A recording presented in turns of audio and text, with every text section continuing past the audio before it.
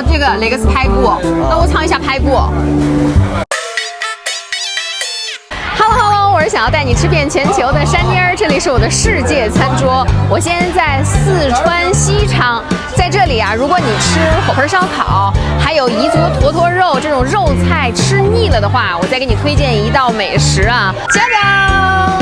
全素的野菜铜锅宴，这个是9层塔，这个是薄荷，这个是小油麦，这个是马蜂菜，这个是苦菊，这个蔬菜我不认识，有没有认识的可以打在公屏上啊，把答案。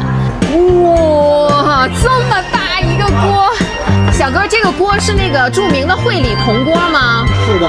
啊，这个会理铜锅啊，它是凉山这边的一个特色。据说这个是手工锤制的，要锤制1万多下，然后才能出这么一个大铜锅。我们来看看锅底是什么。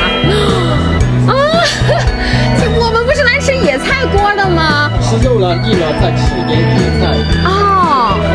这个铜锅它里边是有2层的，上边是一层肉，还有零星的西红柿，然后它下层有土豆，还有干豇豆，还有佛手瓜。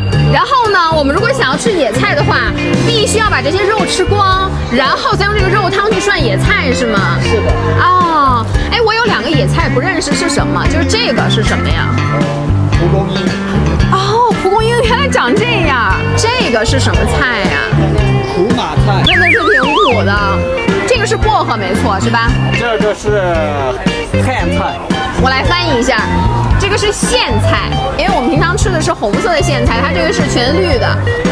那我们就开始。本来以为今天要吃全素的野菜火锅，只吃菜，没想到想吃菜先得要把肉全部都吃光。先尝一口老鸡，吃鸡肉呢，我最喜欢吃骨头节儿的这一块。哎，这个吃起来不是那种筋道的口感，是软糯的，都炖烂了，鸡皮都软了，还挺入味儿的。我再来尝一下这个豇豆。这个豇豆其实咸味不是很足哎，感觉。那个腊猪蹄跟腊排骨盐腌制过的，如果在这汤里面加太多的盐，然后那个肉就会寒，所以蔬菜不是很入味，有的人就要打调料。啊，哎，哪个是腊猪蹄儿啊？我想尝一下。雷克斯排骨。哦，这个雷克斯排骨，那我尝一下排骨。哇，这排骨熟啊，但是它里边的肉还是有点红红的，就是因为是腊排骨。对对，不是新鲜的，但是很软。这猪蹄儿带筋儿的，虽然是火烤过，但是没有火味儿，也没有那种焦糊味儿。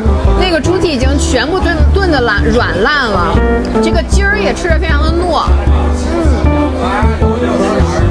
我们先下一点马蜂菜，马蜂菜你们叫什么？我们本地就叫三角菜。三角菜。对，因为它吃到有一点酸味，然后就取名三角菜。酸角菜就是酸角菜的意思是吗？对。哦，真的好酸啊！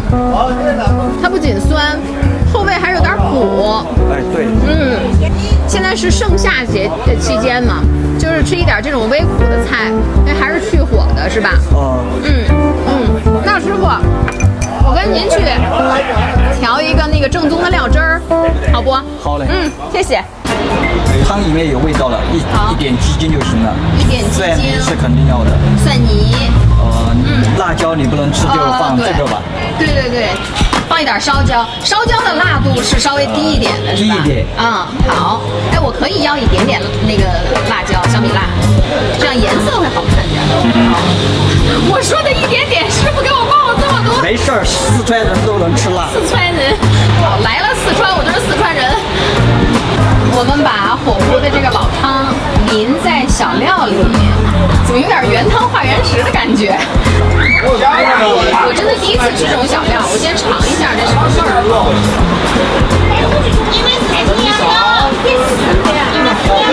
好辣呀！但是和肉在一起吃，应该能中和一下。和肉这个小料你就觉得非常合理，因为这一锅肉还有菜，开始的时候你肯定觉得咸味儿是整好的，但肯定是越吃口味越重，对吧？对。然后越想要提味儿，所以这个小料其实是非常有必要的。在渔阳山这边呢，除了铜锅野菜，还有会里的铜锅羊肉，还有铜锅什么？很多啊，现在很多人还有拿这个铜锅来煮那个菌子之类的。哦，还有铜锅菌子，你看，其实它的种类是非常非常多的。